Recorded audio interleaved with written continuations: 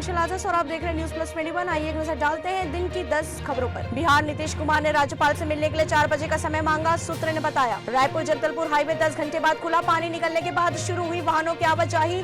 सुकमा कोटा में फिर बाढ़ का खतरा। छत्तीसगढ़ की जेलों में नहीं मनेगा कैदियों का रक्षाबंधन, बाहर लगे बॉक्सों में राखियां डाल सकेंगी बहनें। कोरोना के चलते इस बार भी अनुमति नहीं। छत्तीसगढ़ में स्वाइन फ्लू के 2 नए केस, एक महीने में 32 केस। ओडिशा से आए एक मरीज रायपुर लाया गया, अब 14 एक्टिव केस। भाजपा ने अरुण साव को छत्तीसगढ़ में पार्टी का नया अध्यक्ष बनाया। मुंबई शिवसेना विधायक गुलाबराव पाटिल और दादाजी दगड्डू भूसे ने ली मंत्री पद की शपथ। बिहार में एसबीआई एटीएम को बना दिया बार, बाहर पकौड़ी बेचने वाला गिरफ्तार।